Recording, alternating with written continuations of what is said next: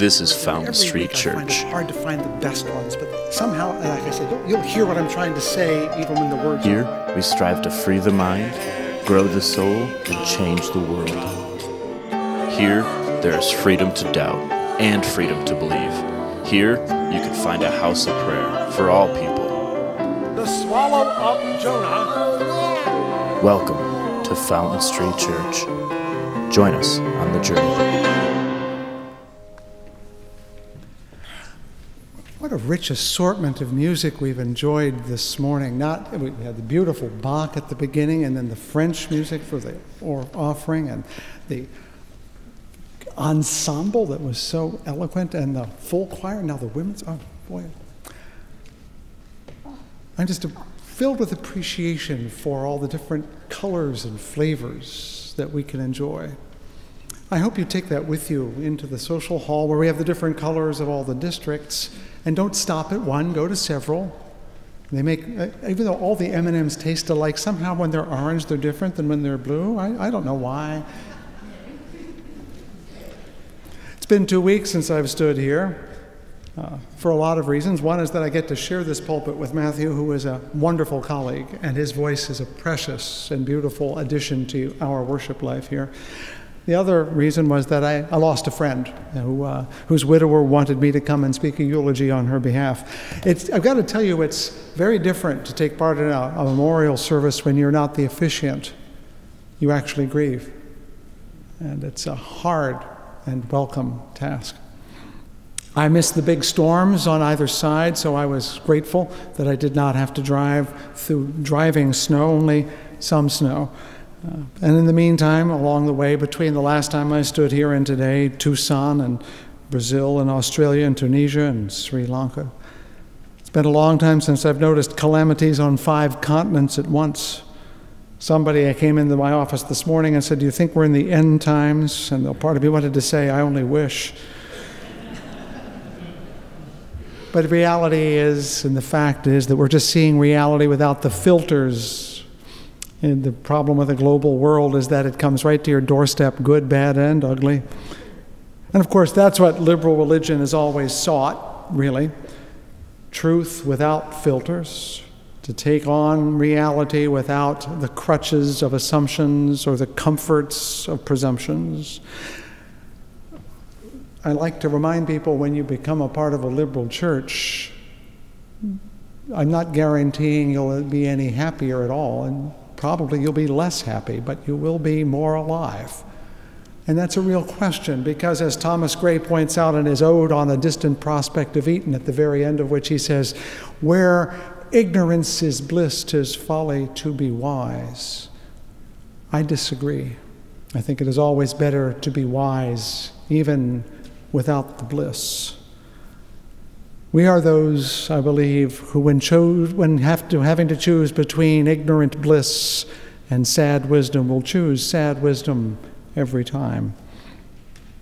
And therefore, as I say every week, as I pursue this rather less pleasant task, may these words of my mouth and the meditations of my heart be found true in thy sight.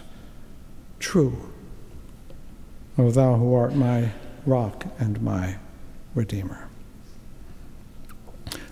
There are doubtless a couple of new faces with us. We always have a few visitors putting their toe in the water, as it were. January turns out to be a time when people go church shopping. It's that New Year's resolution thing. It's a good thing, and we're delighted to see new faces, and I hope that you will greet someone you don't know. However, I will warn you that if you don't know them, that doesn't mean they're new to the church. They just means they're new to you, which is good. So, as people tell me, I said, last time I greeted a newcomer, I said, "Well, how long have you been coming here?" And they said, 30 years, and I felt so bad. Well, the first thing I'm going to disabuse you of is the idea that the church didn't exist before you, and that who you know can. So when you greet someone you don't know, say, "Hi, we don't know each other." That's a perfectly wonderful way to start. I do it all the time. Elizabeth, where's Elizabeth Eklund? I said that to you this morning, didn't I? And you're wearing the name tag. We don't know each other. It's an opportunity to meet people. So please, find someone you don't know, and in the conversation, you'll find out whether they're welcoming you or you're welcoming them. I say all this because liberal churches are hard to define, in part because the way we define church in the larger culture is by theologies and beliefs and rituals. And that really isn't the thing that defines us. And so it's hard for people to wrap their hands around it. And some people might think, and you've heard this, well, Fountain Street, that's not a real church, or you don't have any real religion, and I want to disagree heartily with that. Just because it doesn't fit into the assumption that you might bring in the door doesn't mean it doesn't exist at all. Creeds and rituals, sacred books and sacred acts are not the central part of our life. They don't define us at all, and they change over time. And in fact, the reason they're less important to us is because we treat them as means, not ends. They are tools that help us get somewhere. And when they cease to help us get to that place we want to go, we don't do them anymore. We used to serve communion here when we were a Baptist church. We don't do that. There's nothing wrong with it. I like getting juice and cookies as much as the next fellow. I like serving them as well. But when it no longer had spiritual power for us, it was no longer wise for us to do it. Likewise, even though we were a Baptist church, we don't baptize anymore because we don't need to. It doesn't mean you shouldn't, it just means we don't need to. Because our eyes are on the prize. Those of you who know African American spirituals know that is a spiritual. If you remember Henry Hampton's series some years ago, a magnificent series on the civil rights movement, it went by the title, Eyes on the Prize, which for them meant racial justice, and which, by the way, is still waiting. And I'll come back to that in a moment. But we have our eyes on the prize here, and our prize here is the truth, whatever it is. We would rather live in sad wisdom confronting the truth than in comfortable ignorance pretending it isn't there. We would rather be alive in the truth than dead to it. Our eyes are on that prize. Now, we're not the first to go this way. Anyone who consults the Hebrew prophets can remember Amos, who might say, I hate and I despise your assemblies, speaking of the pomp and circumstance of the old Israelite court, because he said, let justice flow down like waters and righteousness like an ever-flowing stream. So it isn't the assemblies that pleased Yahweh, it was justice and righteousness. And in Micah we hear the words, what does the Lord require of thee, meaning rules and regulations and observances? No, but to do justice, love mercy, and walk humbly with your God. We agree with those ancient sentiments all the time. And did not even the wonderful Islamic scholar Sa'adi say, this and this alone is true religion, to serve one another? Is this not what we're about? And of course, we all know that the golden rule has a way of popping up everywhere, and I guess it always will until we figure out exactly how to do it. Yes, I'm calling the lights and moving them about. My powers are beyond my own control. Fiat lux over there. Ecce homo.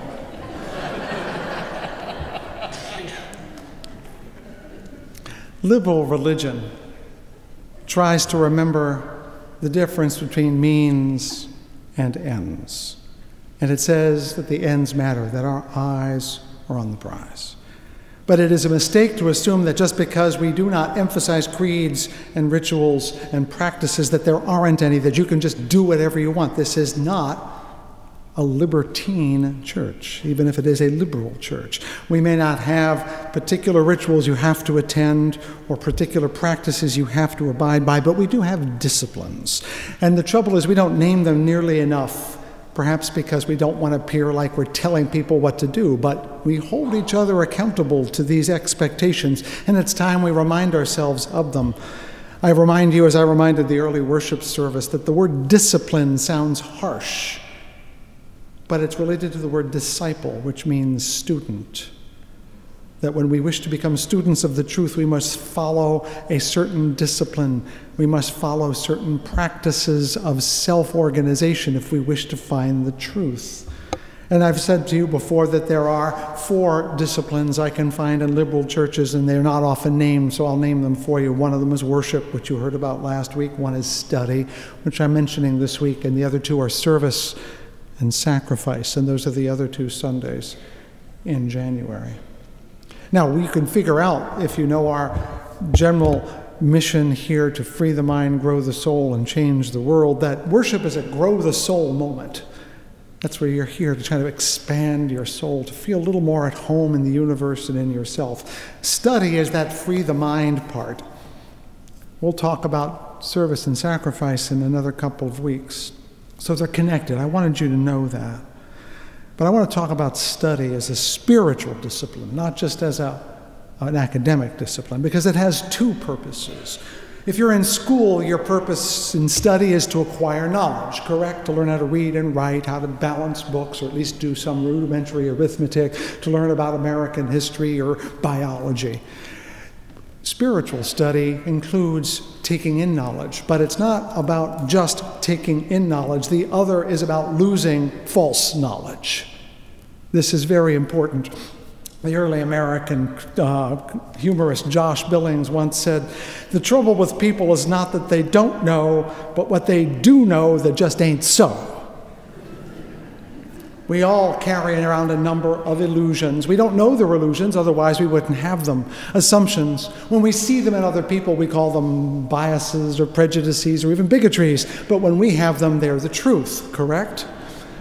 Otherwise, we wouldn't hold to them. But it's by study, by learning about the world in ways we did not know before, that our illusions become evident even to ourselves. Study, in the spiritual sense, is the process of what I call deliberation, which doesn't mean unliberate. It means to do it on purpose, to pay attention to the freeing aspect of knowledge, which means allowing yourself to be changed as well as to learn. Because if you learn something and you're not different after learning it, you have not really learned it in a spiritual sense.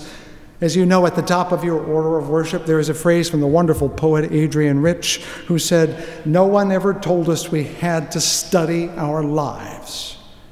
That's one of the things we have to learn. And we learn by learning of the world and then turning around and saying, how does this change me?